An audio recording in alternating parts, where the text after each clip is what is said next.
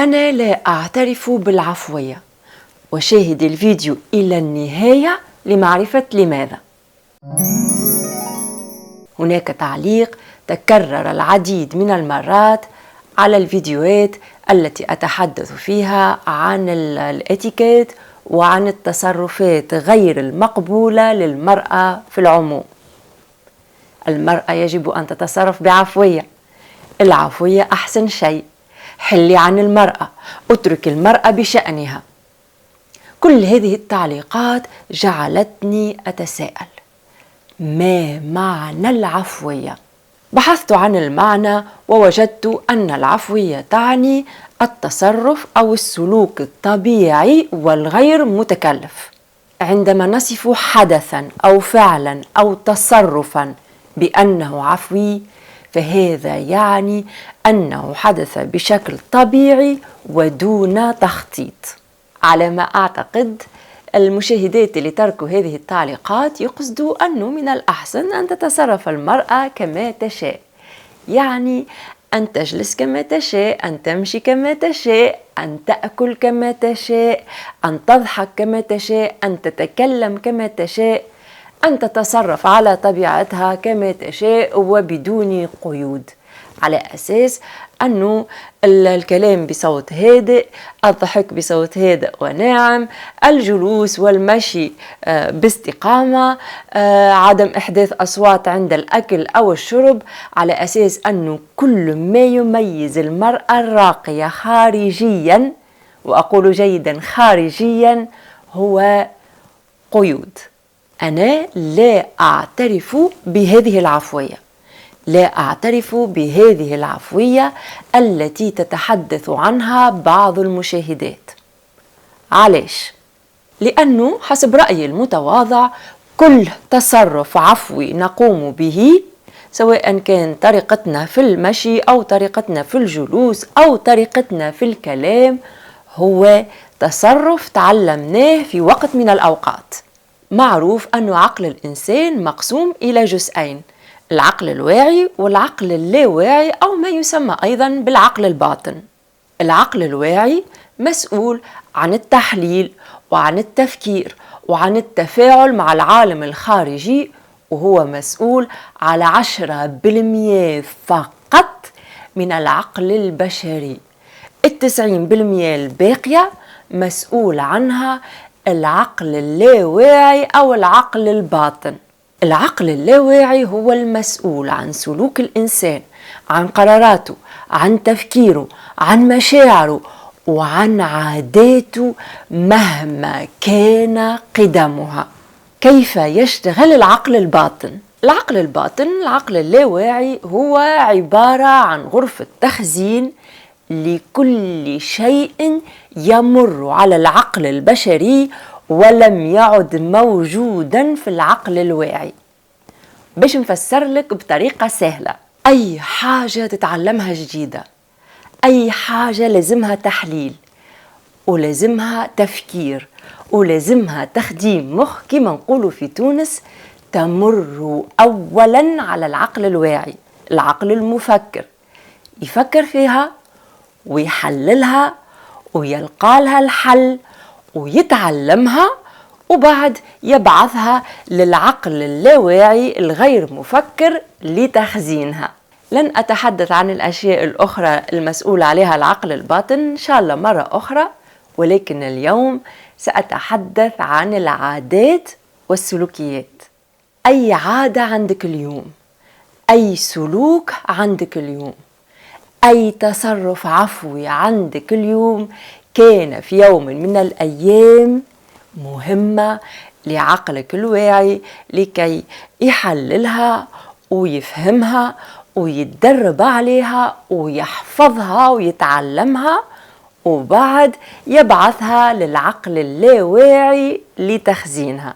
ربما أنت لا تتذكرين ذلك، ولكن طريقتك العفوية اليوم في الوقوف وفي الجلوس وفي المشي وفي الكلام وفي الضحك لم تكن دائما عفوية، أنت تعلمتها في يوم من الأيام. إذا كنت تتكلمين بصوت عالي وتقهقهين بصوت عالي، فهذا لأنك تعلمته سابقا ولم يخبرك أحد بأن هذا مزعج. إذا كنت تجلسين وتمشين بطريقة معينة فهذا لأنك تعلمت هذه الطريقة سابقا. إذا كنت تأكلين بطريقة معينة، تشربين بطريقة معينة، تحركين يديك بطريقة معينة، فهذا لأنك تعلمت هذه الطريقة سابقا. ربما لأن الجميع من حولك يتصرفون بهذه الطريقة. التصرفات العفوية اللي تحكي عليها المشاهدات هذوما لم تكن دائما عفوية، هي في الحقيقة كانت مهام للعقل الواعي تمكن منها وانتهى منها، وتمت برمجتها وإرسالها للتخزين في العقل اللاواعي. وعلى هذا الأساس أنا أتساءل، لماذا لا تبرمجين عقلك اللاواعي من جديد؟ أي حاجة وقعت برمجتها يمكن إعادة برمجتها من جديد. لماذا لا تجعلين كل التصرفات التي أتحدث عنها تصرفاتك العفوية؟ لأنه أي تصرف جديد تتدربين عليه سيصبح عادة وسلوك عفوي إذا تمكن منه العقل الواعي. سيستغرق الأمر وقتا حسب الشخص وحسب ذكاء الشخص وحسب قدرة الشخص على التعلم، ولكنه في النهاية سيصبح عادة، وسيصبح التصرف العفوي الذي تتحدث عنه مدافعات التصرفات العفوية. وهذه التصرفات أنا لم أخترعها، ما جبتهاش من راسي، هي تصرفات يحث عليها ديننا ويحث عليها رسولنا وتحث عليها أي ديانة أخرى ويحث عليها أي كتاب في الآداب وفي الاتيكيت قرأته ويحث عليها أي درس في الآداب وفي الاتيكيت أخذته. هذه التصرفات ليست قيودا وإنما سلوك حسن. أن تكوني حسنة السلوك، أن تكوني راقية السلوك، أن تكوني راقية الأخلاق، أن تكوني راقية الفكر، أن تكوني راقية الكلام، بغض النظر عن مستواك الاجتماعي، عن مستواك الدراسي، بغض النظر عن سنك، بغض النظر عن رصيدك في البنك، هو العفوية الحقيقية.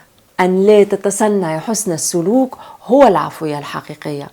أن تكوني حسنة السلوك في أوقات معينة وفي مناسبات معينة ومع أشخاص معينين، بينما في أوقات أخرى وفي مناسبات أخرى تكون النميمة ويكون الحقد يكون الاستهزاء والاستخفاف بالغير، وتكون العبارات النابية والعبارات السوقية هي أفعالك. هذا أنا لا أسميه عفوية، هذا اسمه تصنع. أن تجلسي ساقيك محلولة وفي وضعية لا أعرف كيف، وأن تتفوهي بأي كلام يخطر على بالك، أن تضحكي وتقهقهي وتتكلمي بصوت عالي، أنا هذا لا أسميه عفوية. سامحيني على العبارة، ولكن هذا أسميه قلة تربية. هناك فرق بين قلة التربية والعفوية. ربما أنت لا تعرفين تصرفات أخرى غير هذه التصرفات، ربما لم يقل لك أحد من قبل أن هذه التصرفات غير مقبولة، ربما نشأت في بيئة فيها كل من حولك يتصرف بهذه الطريقة، يعني هذه التصرفات في هذه البيئة هي تصرفات عادية، ولكن هذا لا يعني أنها تصرفات مقبولة. أعيدي برمجة عقلك الباطن، ولا تقولي فات الفوت يعني فات الأوان. يمكنك أن تتعلمي مهما كان عمرك، ولا تقولي سيتطلب وقتا.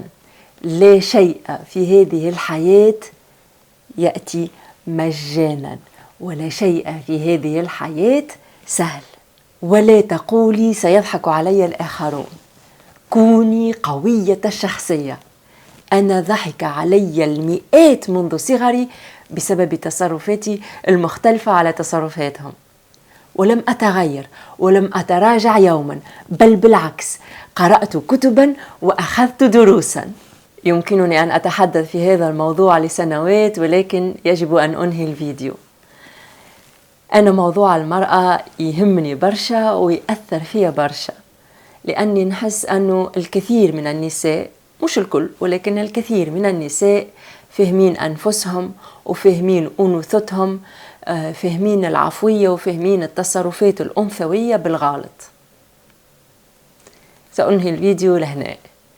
إن شاء الله يكون الفيديو عجبك، وإن شاء الله نكون ما طولتش عليك، ونشوفك في الفيديو الجاي إن شاء الله.